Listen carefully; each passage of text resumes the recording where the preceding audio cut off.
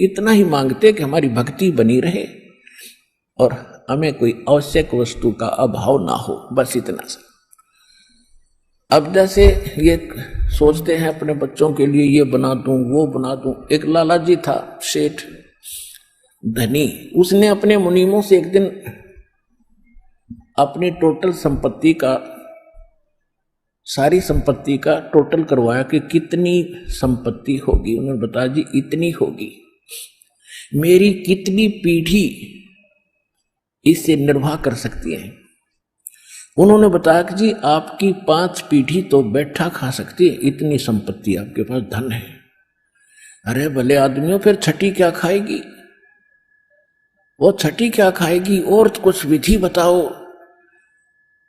तो उन्होंने कहा जी साधु संत बताते हैं, उनके सत्संग सुनने चाहिए। तो सत्संग में बताया गया कि भाई दान करे, जो धन चाहे तो दान करे, और दान से धन घना मिलता है। और दान में जैसे साधु संत भक्तों को जो दान करा जा वो ज्यादा लाभ देता है। जैसे यहाँ तो सारे साधु संत आते हैं, भगत, असली भगत तो यहाँ आते। फिर भी जो भी जैसा मालिक के नाम पर कहीं के जंगलों में झोपड़ियों में बैठे थे साधु भगत, तो पिछले संस्कारी होते, पिछले पुण्य उनको प्रेरित करते हैं, तो वो कहीं ना कहीं बैठ कर राम राम करते ही रहते हैं। लेकिन भविष्य का चार्जर उनके पास है नहीं, पिछले पुण्य उनके पास है, जिस कारण से प्रेरित होकर के इतना बड़ा फैसला लिया, जंगल में बैठे या कहीं भी कोई साधना कर रहे हैं। तो उनके पिछले पुण्य ही वहां फल रहे होते हैं। एक आधे को आशीर्वाद दे दे, उन्हें लाभ हो जाए, उसको रोटी मिल जाए, ऐसा चल रहा था इनका काम। तो एक साधु था और पति पत्नी थे, दोनों वहां रहते थे। उनको मालूम था यहाँ भगत हैं। तो उस लाला जी ने क्या किया, सेठ ने सभी मुंशियों को कहा कि नौकरों को साथ लो और आसपास जितने भी साधु संत हैं सबको आटा दे आओ, किसी को जो मांगे खांड दावल चाल सब ले जाओ और दे के आओ। अब देते हुए आ रहे थे, उस भगत के यहाँ आए। उन्होंने कहा कि ले भगत जी, हमारे लाला जी ने आपके लिए एक सीधा भेजा है, यानी आटा चावल खांड नमक आदि दाल आप ले लो। उसने अपनी पत्नी से कहा कि देखना कितना सामान अपने पास है। उसने कहा जी शाम का है, दिन में गई थी, शाम का हमारे पास है। शाम का है? कहा जी। उन्होंने कह दिया भी हम नहीं लेते, हमारे पास शाम का सामान है। तो वो कहने लगे भगत फिर कल भी खा लियो। बोला कल की कल देखी जाएगी, अब नहीं ले हम। बोले कमाल की बात है। उन्होंने नहीं लिया तो वापस लेकर आ गए। वो सेठ ने पूछा तुम दे के क्यों नहीं आए? वो एक और वहां भी था, उसने गिन रखे थे, सारे गिनवा रखे थे। उसने कहा जी उन्होंने ये नहीं लिया। क्यों नहीं लिया? उसने ये कहा कि शाम का तो है, सुबह का भगवान और देगा, आप देगा, हम टेंशन नहीं लिया करते। अब उस लाला जी का सिकरो घूमया फिर दिमाग का, अरे तेरा गजब हुई हो, मैं तो छठी पीढ़ी का ठेका ले रहा हूं, सुबह की भी परमात्मा पर छोड़ दी। वहां से चलकर वहां आया, उसने पूछा कि भाई आप ऐसा निर्णय क्यों ले रहे हो, भूखे मरोगे? भूखे? वो कहने लगे भूखे मरा करें वो जो भगवान पर विश्वास नहीं करते,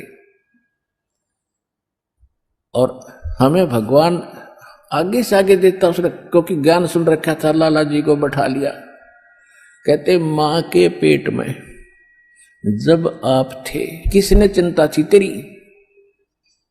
हाँ यह तो बात सही है। जब आप मां के गर्भ से बाहर आए, आपका दांत नहीं थे, आप रोटी चावल आटा नहीं खा सकते थे, और उससे पहले आपकी मां के स्तन में दूध भी नहीं था, हक नहीं था। बाहर आते ही बालक कितना चिंतित है, आपको अमृत दूध पिलाया।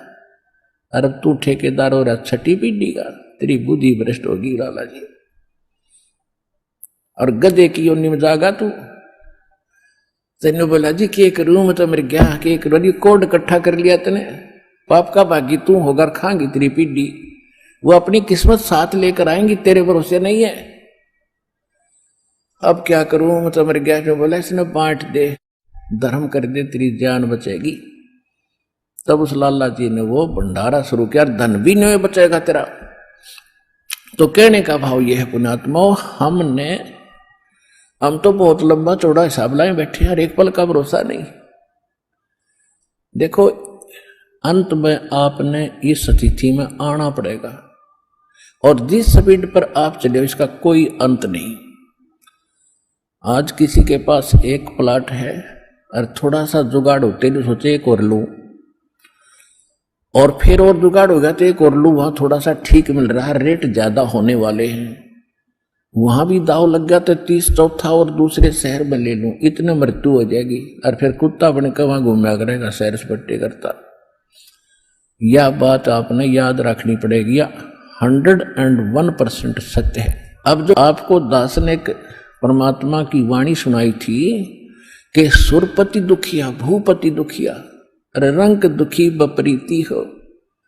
अब सुरपति देवताओं का राजा इंद्र बहुत दुखी, इसका इतिहास पढ़ के देखियो इंद्र का पुराणों में। कहते हैं एक बार एक ऋषि ने इसको श्राप दे दिया इंद्र को, उसका स्वर्ग उजड़ गया और इंद्र मांगता फिर जंगल में धक्के खा रहा।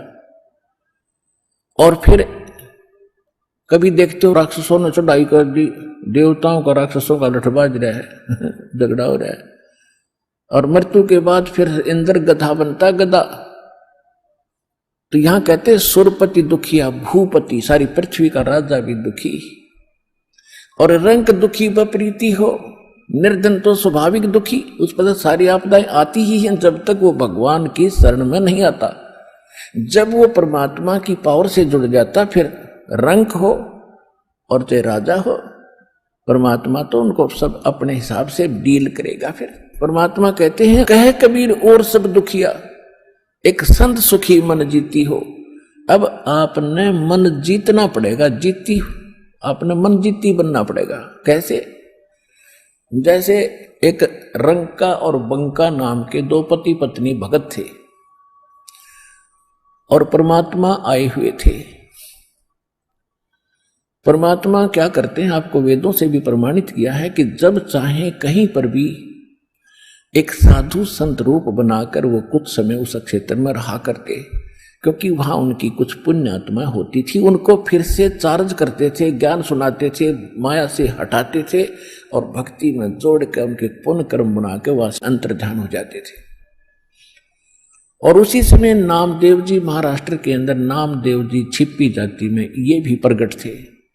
ये पहले ओम नाम का जाप करते थे। ये पिछले जन्म के पुण्यकर्मी प्राणी ही होते हैं जिनमें बचपन से ही परमात्मा की तड़प होती है। तो ओम नाम का जाप करते थे ओनली, और उस समय भी उन्होंने काफी चमत्कार दिखा दिए थे। लेकिन फिर परमात्मा आए और उस प्यारी आत्मा को समझाया कि इस ओम से ऊपर एक और मंत्र है। अकेले ओम का मंत्र तो इस ब्रह्म का है, और इस जेल से छूटने के लिए 3 मंत्र का जाप है। ओम तत् सत, और तत् और सत ये सांकेतिक है। अब नामदेव जी को काफी मालिक ने समझाया, तब उनकी समझ में आई। फिर उनको सतनाम दिया, यानी दूसरा मंत्र भी साथ दिया। फिर वो उसका जाप करने लगे। अब गरीबदास साहिब जी ने बताया कि नम छिपा ओम तारी, पहले केवल ओम में लौ लगा रखी थी, ओम में लगन थी और कोई जाप नहीं करता था। और पीछे सोहम भेद विचारी, बाद में उन्हें सोहम का ज्ञान हुआ। और सार शब्द इन दोनों से ऊपर है, सोहम ऊपर और है, सत्सुकृत एक नाम गरीबदास जी ने अपनी वाणी में लिखा है।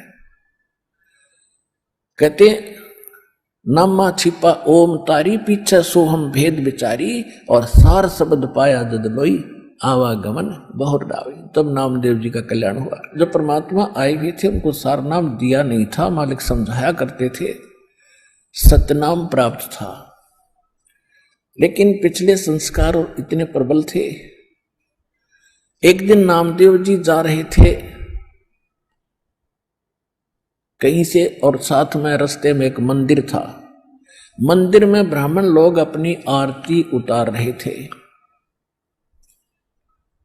और आरती उतार रहे थे, बड़ी लय से गा रहे थे। नामदेव जी के भी वो परमात्मा की आरती का धुन लगी, वो तो घंटियां बजा रहे थे, कोई ऐसे झालर पीट रहा था, लगा रहा था, और उसने अपनी दोनों जूती निकाल ली, जूती होती थी, दोनों निकाल ली, उनको ऐसे बजाते हुए और वो आरती गाते हुए ब्राह्मणों के बीच में घुस गए भगवान के दर्शनार्थ मंदिर में।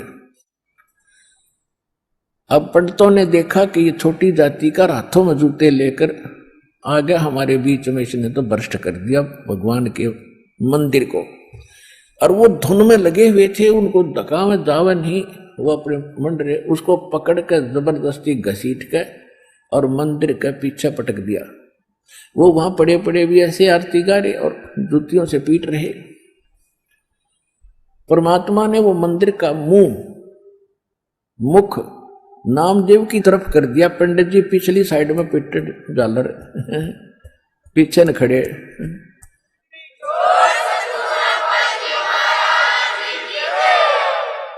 अब नामदेव जी चले गए रंका और बंका, और एक उनकी लड़की थी वंका। नामदेव जी रंका और वंका के घर अधिक जाते थे क्योंकि वो भी परमात्मा के शिष्य थे।